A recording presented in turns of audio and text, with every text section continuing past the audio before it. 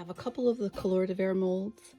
I have a couple texture molds with snowflakes, and I have the little snowflake that I found at Joann Fabric in the kid craft section. So that's up today, molded snowflakes.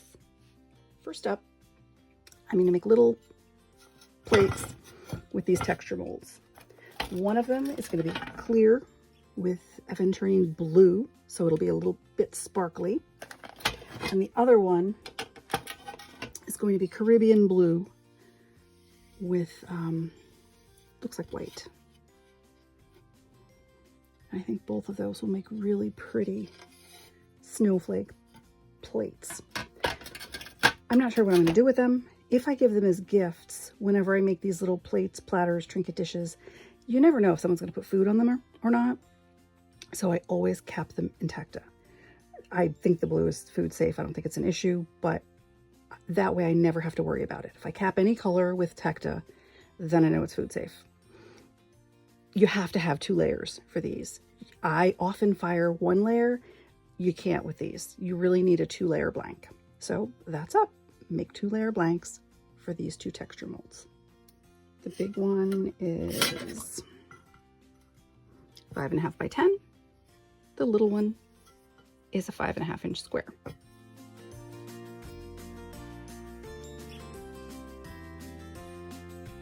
This one, I want to maintain the top edge because I think when I'm doing one of my undersea scenes or ocean scenes, I think that'll be a perfect wave. So I'm not going to cut that piece. So put the label back on the scrap piece that I had left because I think I'm going to try to buy more of this. That's just gorgeous. And I only have 1 little piece. So this is going to be a smaller plate. This is going to be the larger. Obviously, they're not going to go together. I'm not trying to create a set. This one has the rolled edge. I couldn't cut it off without damaging the glass, so we're just going to fuse it and see how it works. When I cut, I want this side because it's going to be a little bit longer than I need. I'm not going to be able to get 2 out of it. And this side has a little more white, so I think that'll look better with snowflakes.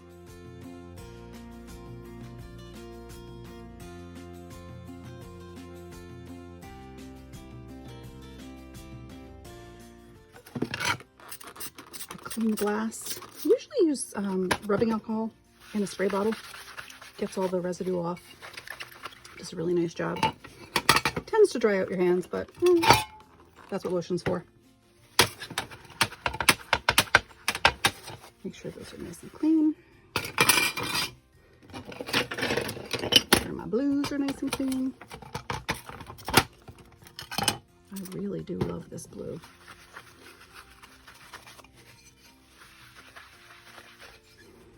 And this one will probably be gorgeous. I can see the sparkle in it already. I'm not sure if I should be putting it over white instead of the clear. We'll see. That's another one I think I'm going to get more of.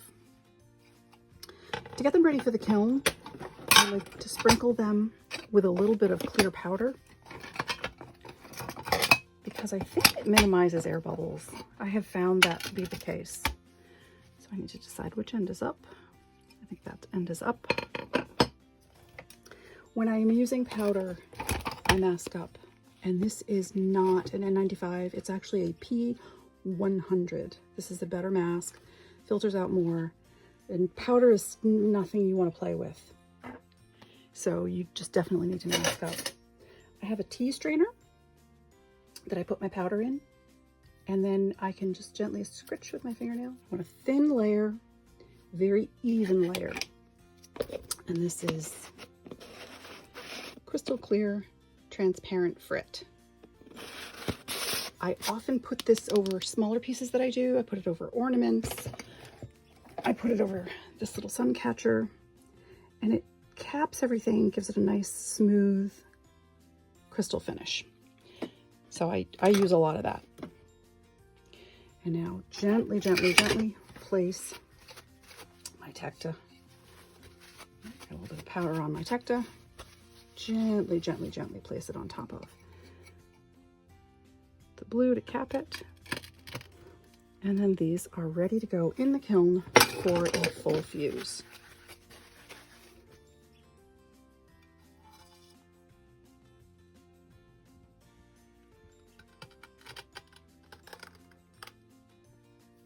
take a look in this one.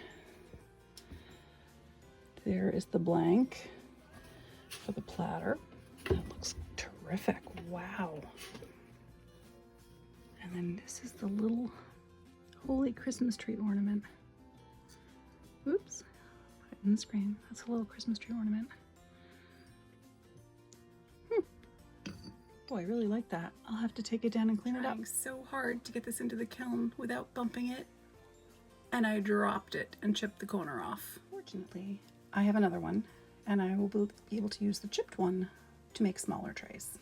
Okay, they are in and ready to slump, and I think I'll do that tonight after I get home from my granddaughter's play. Wow, it's the next morning and the kiln is still running.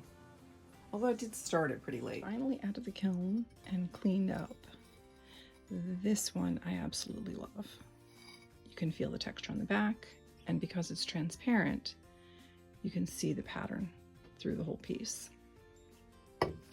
This one I don't really love.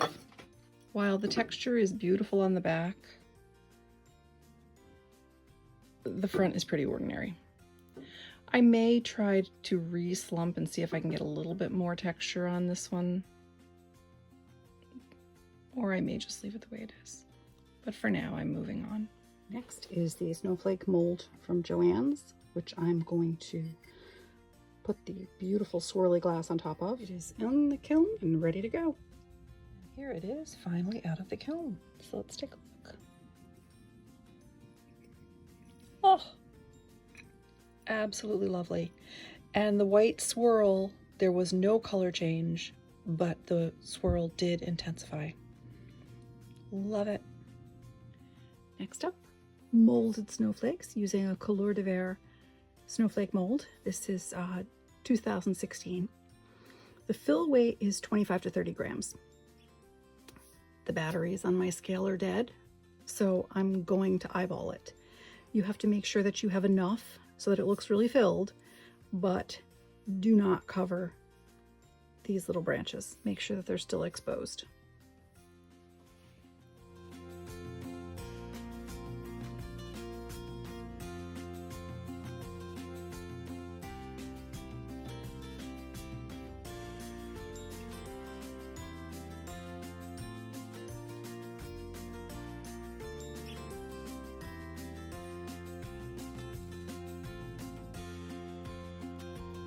So now I'm going to clean them up. Make sure any of the low spots have a little more. Make sure any areas where it's over top of the branches, I need to get it off. I'm not going to use a paintbrush, just a tap, tap, tap, tap, because I do not want to put the zip into the snowflake. So I need to just gently, gently tap it so it gets off the branch without brushing the powder into the mold. There are a few low spots, and I'll add a little bit more. This one is primarily scrap, dichro over clear. This one was dichro over clear powder that was just scrap, and translucent white opal fine grain. So I'll finish cleaning these up, get them in the kiln. Ooh, isn't that beautiful? Oops.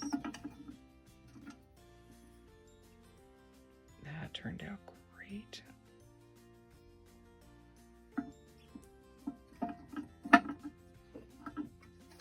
Ooh, this one I got lucky. Look at how thin that is. But the next ones will be better because I got batteries for my scale yesterday. Now that I have batteries in my scale, I'm going to do a few the right way. And you've got a couple choices. You can measure the frit out ahead of time. And what I did was I just put my little cup on, hit the tare button, brings it to 0, and then I'm going to measure out. I like 30 grams. You can go 25 to 30. So I've got 30 grams. And that's per snowflake. And then you just sprinkle this in. Another thing you can do is take the entire mold, put it on the scale, tear it out. So it's now 0. And then you can just add frit to each flake, and then you're going to need 60 grams. And I would just sprinkle it on. Either one works. You still need to make sure that all your low spots are full, and you need to make sure that your little branches are not covered.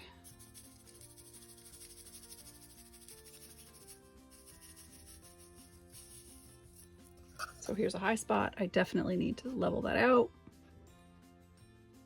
Get it off the little branches. Double check, make sure all my low spots are full.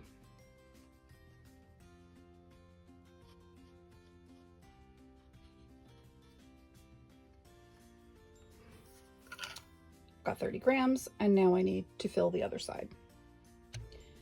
After I leveled it out, there are a few areas that I don't really like the look of. I think they're still a little too low. So I'm going to go a little bit over the recommended. I'm going to bring it up to 32 grams.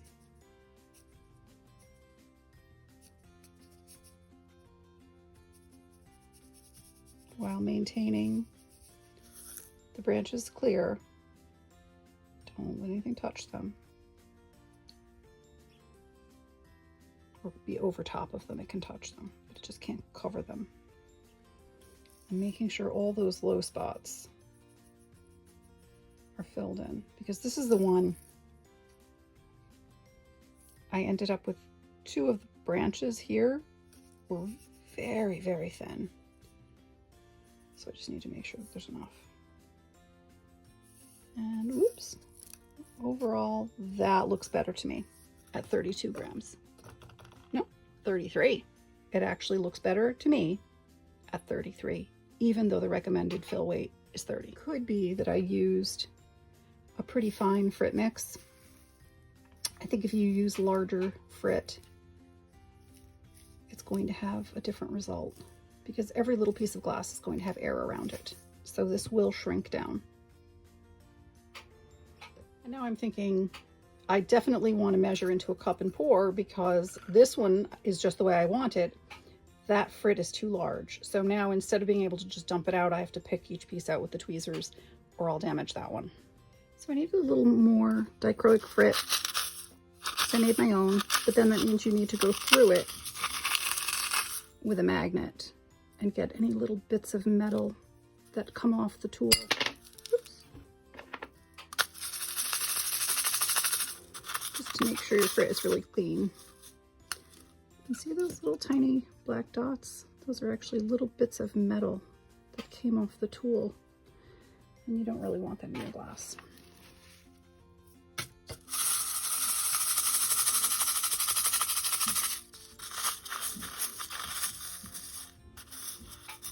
And now I'll fill the mold.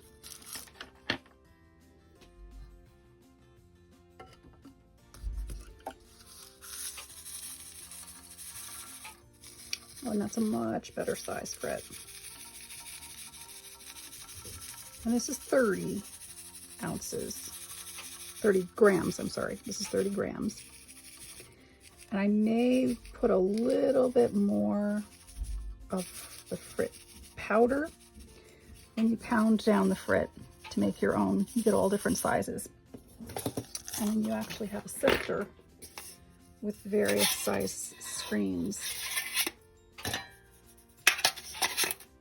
And the last one really filters out the small pieces so you get more powder. And I'm going to use that powder to do the final fill, because I really think 33 is a better amount. Although with this one, because the frit is larger, 30 grams actually looks like enough. But I think I'm still going to bring it up to 33. Because I want them to be delicate, but I don't want any of my branches to break. Now, because I pounded my own dichroic frit, you'll notice I have a couple of really big pieces. I'm going to move those around so they're not all clustered in one area.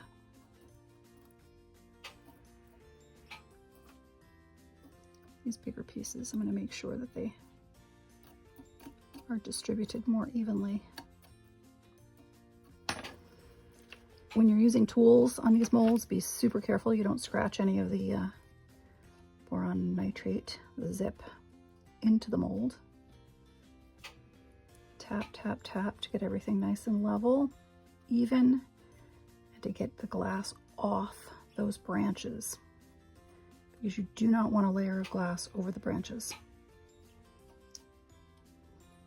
Yep, and I do want a little bit more in some of these low spots. So I have powdered frit that I will throw on top of it.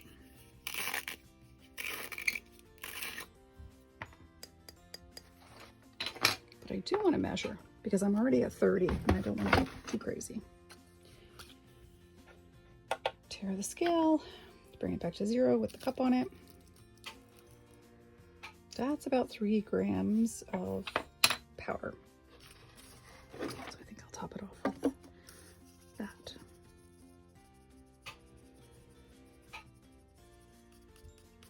And then I'm going to go back, make sure it's off the branches. Make sure any low spots are filled.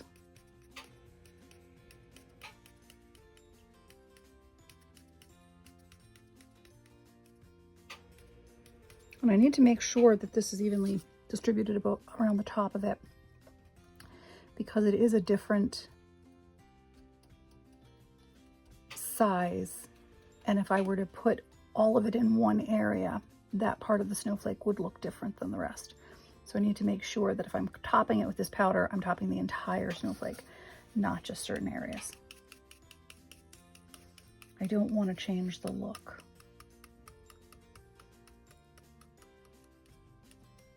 And then it looks like these are ready for the kiln.